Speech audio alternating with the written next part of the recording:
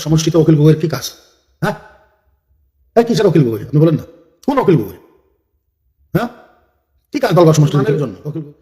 সবচেয়ে বড় ক্ষতিকর মানুষ যদি কেউ আছে হেমন্ত বিশ্ব শর্মার থেকে, আসামের সম্মানীয় মুখ্যমন্ত্রীর থেকে, মুসলমানের বেশি খাতারনাক মানুষ যদি কেউ আছে, ওই মানুষটার নাম হলেন অখিল গগৈ। অখিল গগৈ মুসলমানের লিডার হইতে পারে। নাম হলো মোহাম্মদ অখিল আলী। অখিল গগৈ নয়, শিখা শর্মা। আপনারা সবাই জানেন শিখা শর্মা। উনি মুসলমানদের এত আপন হয়ে গেল, এত করিব হয়ে গেল মুসলমানদের। তারপরে যেটা পরিবেশ, ওইটা আপনারা নিজেই গম পান যে তার পরিবেশটা কি হইল, আজকের তারিখ পর্যন্ত কি হইল।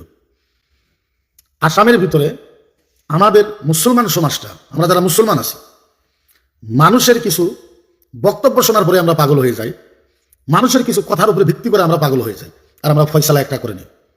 আসলে তো এই ফয়সালাটা করাটা আমাদের রং হয়, ভুল হয়। এটা পরবর্তী আপনারা বুঝতে পারেন যে আমরা তো আগে বুঝতে পারিনি। না না, আপনি আগে বোঝার চেষ্টাই করেন না, যার পরিণাম আজকে আপনারা ভুগতেছেন বা আমরা ভুগতেছি।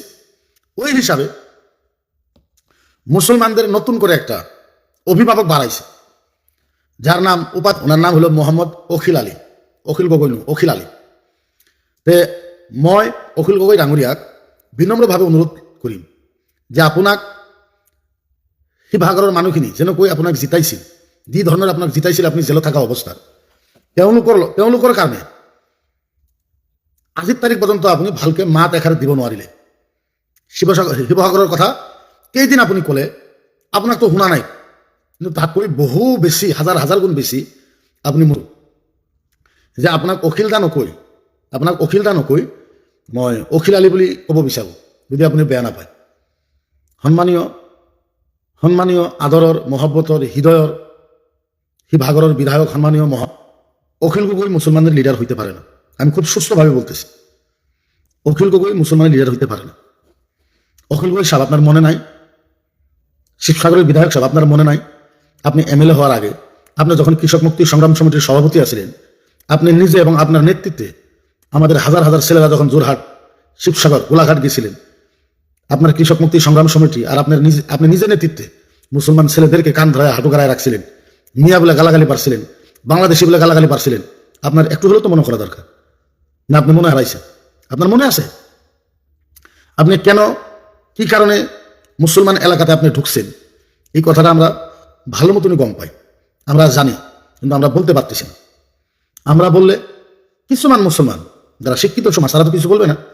কিছুমান মুসলমান ওনারা উল্টা ভাববে, দরকার আছে, প্রয়োজন আছে।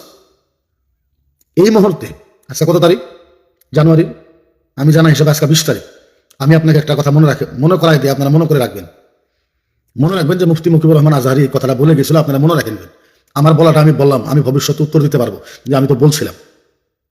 এই মুহূর্তে বর্তমান আসামের মুসলমানের জন্য সবচেয়ে বড় ক্ষতিকর মানুষ যদি কেউ আছে হেমন্ত বিশ্ব শর্মার থেকে, আসামের সম্মানীয় মুখ্যমন্ত্রীর থেকে, মুসলমানের বেশি খাতারনাক মানুষ যদি কেউ আছে, ওই মানুষটার নাম হলেন অখিল গগৈ। অখিল গগৈ মুসলমান সমাজটার জন্য একটা ডেঞ্জার মাল। আপনারা দেখেন না যে লাইনের পোস্টের করে লেখা থাকে ডেঞ্জার ডেঞ্জার? আপনারা তো দেখেন এই 36,000 40,000 ভোল্টেজের যেটা লাইন যায়, ওই লাইনে যদি কেউ ঠাপ মারে হাতটা ধরে কি হবে? নিস্ত নাবুদ হয়ে যাবে, সেকেন্ডও লাগবে না, সেকেন্ডের আগেও শেষ হয়ে যাবে, মনে রাখবেন। তো 36,000 ভোল্টেজের করে আপনি 36,000 ভোল্টেজের তারের ভিতরে হাত লাগাইলে আপনার যত ক্ষতি হবে, বর্তমান মুসলমান অখিল গগৈয়ের সাথে থাকলে তার থেকে বেশি ক্ষতি হবে। এটা আপনারা মনে করে রাখবেন, যে অখিল গগৈ 36,000 লাইনের ভোল্টেজের তারের থেকে মুসলমানের জন্য বেশি ডেঞ্জার। আচ্ছা, আমাকে আরেকটা কথা আপনারা বুঝান, দলগাঁও সমষ্টিতে অখিল গগৈয়ের কি কাজ? হ্যাঁ, কিসের অখিল গগৈ? আপনি বলেন না, কোন অখিল গগৈ? হ্যাঁ, কি কাজ দলগাঁও সমষ্টির ভিতরে অখিল গগৈয়ের? কি কাজ? মুসলমান দেখেছেন না? মুসলমান। আপনি শিবসাগরে রাজনীতি করতে পারেন না? আপনাকে কিচ্ছু বলতাম না। আপনি যেইভাবে দলগাঁওতে, সেনাতে, বরপাটাতে, ধুবড়িতে যেভাবে আপনি ঘুরতেছেন, আপনি যদি এইভাবে যদি আপনি শিবসাগর, জোরহাট, গোলাঘাট, তিনসুকিয়া, লক্ষ্মীপুর, ধেমাজি যদি এইভাবে আপনি ঘুরতেন, এইভাবে মিটিং করতেন হাজার হাজার লোক নিয়ে, তাহলে আমাদের কিচ্ছু বলা দরকার ছিল। তো আপনি মুসলমানকে সরল সহজ পাইছেন না, আপনাকে ভোট দিব না। হ্যাঁ, আর আমরা মুসলমানকে আপনাকে ভোট দিতে দিব না, আমরা পাগলা হয়েছি নাকি? হ্যাঁ, আমরা খানা খাই না, আমরা পাগলা হয়ে গেছি নাকি? আপনি মুসলমানকে নিয়ে যা ইচ্ছা তাই রাজনীতি করবেন, হ্যাঁ? আপনি যা ইচ্ছা তাই রাজনীতি করবেন, ওইভাবে রাজনীতি করবেন, আর আমরা হাতে হাত রেখে বাড়িতে বসে থাকবো নাকি? হ্যাঁ, আপনি মুসলমান অখিল গগৈ ডাঙরিয়া, না ভুল হল, মোহাম্মদ অখিল আলী ডাঙরিয়া, আপুনি মুছলমানক লৈ ৰাজনীতি কৰি অসমৰ পৰিৱেশটো আপুনি বিনষ্ট নকৰিব। আপোনাক আমি একো নকলো হয়, আপুনি যদি যেনেকৈ আপুনি দলগাঁৱত, দৰঙত, বৰপেটাত, ধুবুৰীত, গোৱালপাৰাত যেনেকৈ মিটিং কৰি মুছলমানক একত্ৰিত কৰি মিটিং কৰি আছে, এনেকুৱা মিটিং যদি আপুনি যোৰহাটত কৰিলে হয়, শিৱসাগৰ কৰিলে হয়, গোলাঘাটত কৰিলে হয়, তিনিচুকীয়াত কৰিলে হয়, ধেমাজিত কৰিলে হয়, লখিমপুৰত কৰিলে হয়, আমাৰ ক'ব লগা কথা একো নাছিল। কিন্তু আপুনি সহজ সৰল মুছলমানৰ জাগাত আহি পেলাই মিটিং কৰি মুছলমানক যদি আপুনি ৰাজনীতি কৰিব খুজিছে, শিখা শৰ্মা নিছে না, হ্যাঁ? আৰু আপুনি ভাবিছে যে আমি মানি লওঁ, হ্যাঁ? আপুনি কোন হয় আমাৰ? আপুনি অভিভাৱক নহয় নহয়, আমাৰ অভিভাৱক আছেতো, আমাৰ অভিভাৱক আছে, পলিটিকেল লিডাৰ আছে নহয় আমাৰ।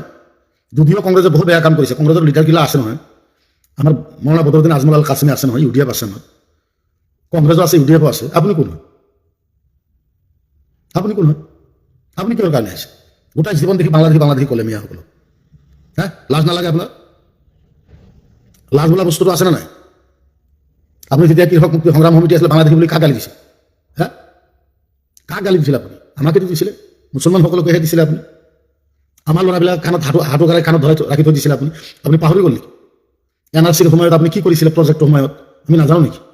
মনত নাই নেকি আমাৰ? গোটাই বস্তু মনত আছে। আপুনি ভাবিছে আমি পাহৰি গৈছোঁ? আপুনি আহিলে দুটা এটা জমনিৰ কথা ক'লে, জমনিৰ দুটা এটা কথা ক'লে মুছলমানে আপোনাক ভোট দি দিলে নেকি? আমি পগলা হৈ গৈছোঁ যে আপোনাক ভোট দিব লাগে। কিয় আহে আপুনি? আপুনি আহক, আপুনি পলিটিকেল পাৰ্টি, আপুনি আহক, মুছলমানক কিয় ৰাজনীতি কৰে? আপুনি কিয় ৰাজনীতি কৰে? আপুনি আমাৰ লিডাৰ নহয়, স্পষ্ট কথা আপুনি মনত ৰাখক। কোনোবা নিজৰ ৰাজনীতিত চমকাবৰ কাৰণে, নিজৰ ৰাজনীতি মুনাফা আগবঢ়াবৰ কাৰণে, নিজৰ ৰাজনীতিক জাগা বনোৱাৰ কাৰণে আপোনাক সমৰ্থন কৰিব পাৰে, কাৰণ তেওঁলোকে জাতিৰ কাৰণে কৰা নাই, তেওঁলোকে নিজৰ কাৰণে কৰি আছে নিজৰ কাৰণে। আছে কিছুমান মুছলমান লিডাৰ, ভোট পাব ইনশাল্লাহ, যথেষ্ট ভোট পাব ইনশাল্লাহ। আপুনি মনত ৰাখিব, যিখিনি মাইনৰিটি এলেকাৰবিলাকত আপুনি দামফালি মাৰি আছে, ভোট দিব, আপুনি পাব। গতিকে অখিল গগৈ ডাঙৰীয়া আপোনাক সন্মান সহকাৰে কৈছে, আপুনি এজন বিধায়ক, সন্মানীয় বিধায়ক, আপুনি বিধায়কৰ নিচিনা কাম কৰক, বিধায়কৰ নিচিনা কথা বতৰাখিনি আপুনি কওক। মুছলমান এলেকাত যাই পেলাই আপুনি মুছলমানক উত্তেজিত নকৰিব।